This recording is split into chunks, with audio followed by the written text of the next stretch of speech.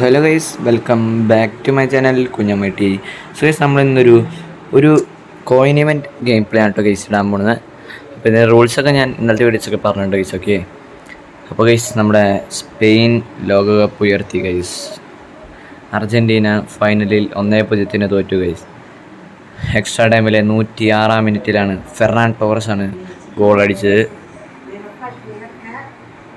Okay, നമ്മുടെ ഫെർണാൻ ടോറസാണ് അവരുടെ goal അടിച്ചത് 106-ാം മിനിറ്റിൽ. എക്സ്ട്രാ ടൈമിൻ്റെ 106-ാം മിനിറ്റിലാണ് ഗോൾ വന്നത് ഗൈസ്. ഓക്കെ,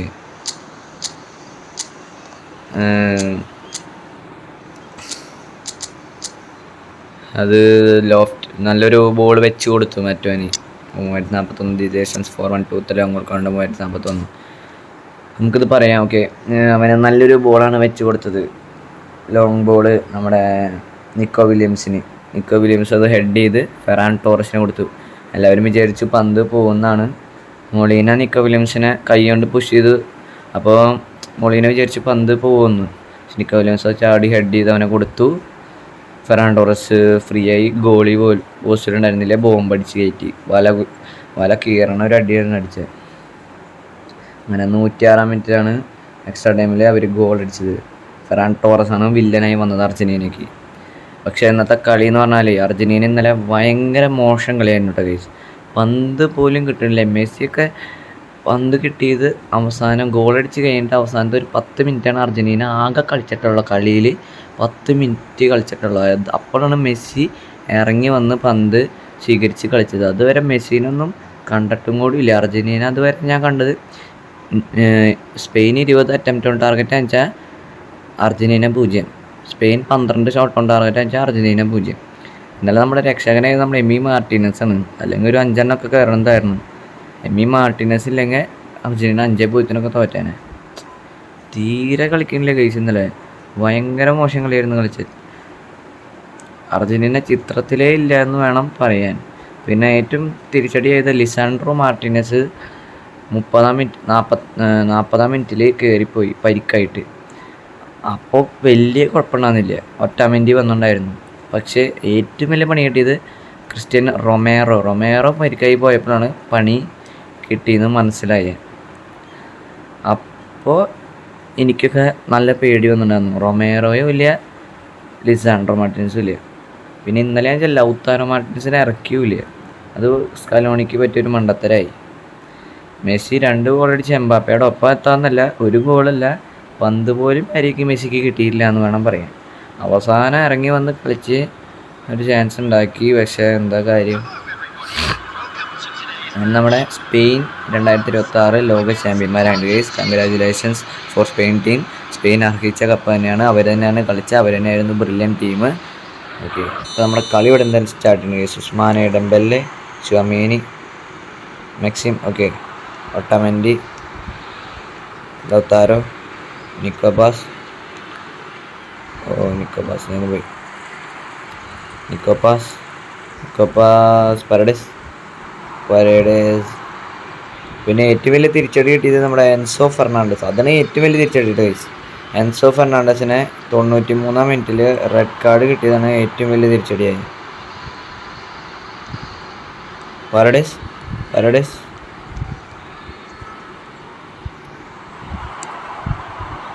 പാരഡൈസിൻ്റെ ഒരു ഡ്രിബ്ലിംഗ് ആണ് സംഭവമാണ്.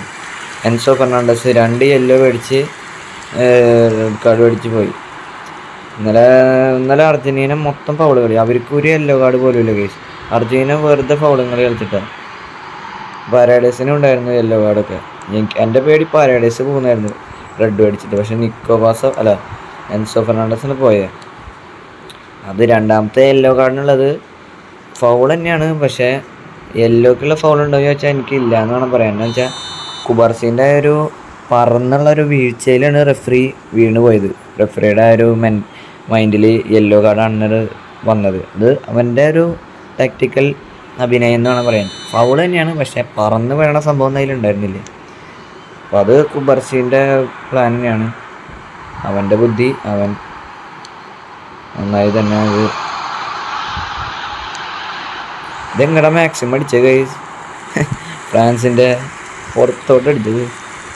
ഇതൊക്കെ കുബാർസീൻ്റെ ഒരു ടാക്ടിക്കൽ മൂവ്. പിന്നെ ബെസ്റ്റ് യങ് പ്ലെയർ പൗ കുബാർസിയാണ് കേട്ടോ ഗൈസ്. പിന്നെ ഗോൾഡൻ ബോൾ വിന്നർ നമ്മുടെ റോഡ്രി. പിന്നെ ഗോൾഡൻ ബൂട്ട് എംബാപ്പെ. അപ്പം അങ്ങനെയൊക്കെയാണ് പുരസ്കാരങ്ങൾ. പിന്നെ ബെസ്റ്റ് ഗോളി ഉണായ് സിമോൺ, അവരുടെ സ്പെയിൻ്റെ ഗോളി ഉണായ് സിമോൺ.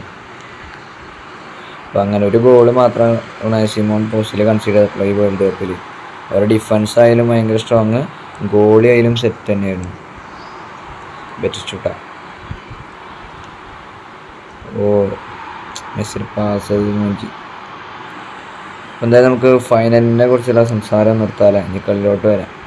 അർജൻറ്റീനയ്ക്ക് രണ്ടാമത്തെ വേൾഡ് കപ്പ് അടിക്കാനുള്ള യോഗം ഉണ്ടായിരുന്നില്ല എന്ന് വേണം പറയാൻ. മെസ്സി ഇന്നലെ കരച്ചലോടെയാണ് പോയത്.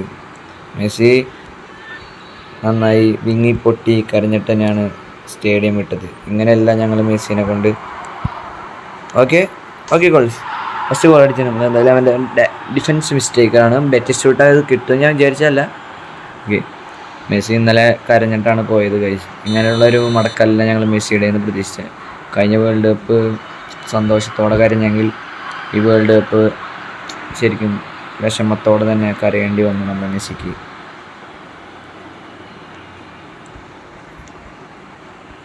മെസ്സി പക്ഷെ നന്നായി കളിച്ചോട്ടെ ഗൈസ്. മെസ്സിയുടെ പന്ത് കിട്ടുമ്പോൾ മാത്രം കളി വരണുള്ളൂ.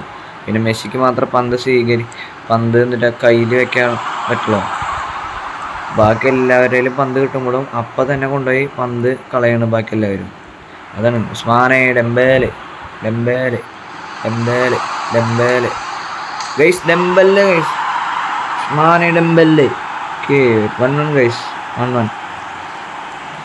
മെസ്സി മാത്രം മെസ്സിയുടെ നിന്ന് പോകുന്നുണ്ടായിരുന്നു. എന്നാലും മെസ്സി മാത്രം കുറവ് പന്ത് കളഞ്ഞിട്ടുള്ളൂ. ബാക്കി എല്ലാവരും പന്ത് ഇങ്ങനെ കളഞ്ഞുകൊണ്ടിരിക്കുകയായിരുന്നു.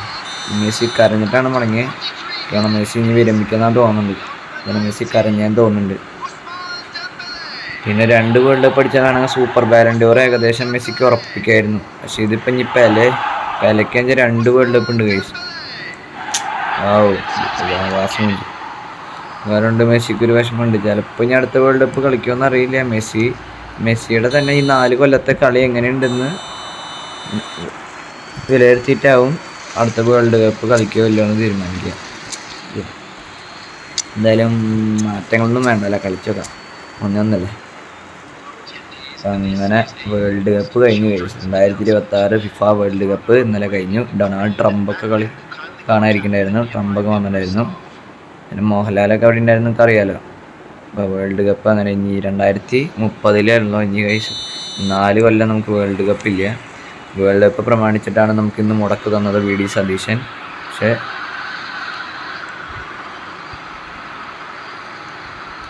Lionel Messi നിക്കോപാസ്.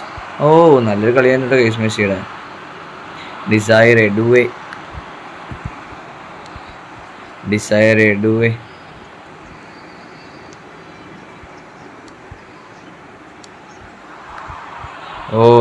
ചുമാനി. ശരി, നമ്മുടെ ഫ്രാൻസിൻ്റെ കോച്ച് നമ്മുടെ സിദാനാണ് കേട്ടോ ഗൈസ്. സിനദിൻ സിദാൻ ചാർജ് എടുത്തു. Okay Batistuta. ഇനി 2030 വേൾഡ് കപ്പ്. ഇനി എത്ര നാൾ കാത്തിരിക്കണം? അതടിക്കാൻ സമ്മതിച്ചില്ല. ഇനി മെസ്സി റൊണാൾഡോ നെയ്മറൊക്കെ വേൾഡ് കപ്പിന് ഉണ്ടാവുമെന്ന് തന്നെ നമുക്ക് ഉറപ്പില്ല അല്ലേ. അങ്ങനെ കഴിഞ്ഞ് ഗൈസ്. എല്ലാ ലെജൻസും പടി ഇറങ്ങിയെന്ന് വേണം വിചാരിക്കാൻ. പക്ഷേ ഇനി അടുത്ത വേൾഡ് കപ്പിൽ കളിക്കുമെന്നില്ലെന്ന് നോക്കണം. ഓക്കെ കിട്ടി ഗൈസ്, വീണ്ടും കിട്ടി. മാക്സിമം ഈ സമയത്ത് പ്രാവശ്യം മിസ്റ്റേക്ക് വരുത്തിയില്ല. Goal guys. Okay 2-1 guys.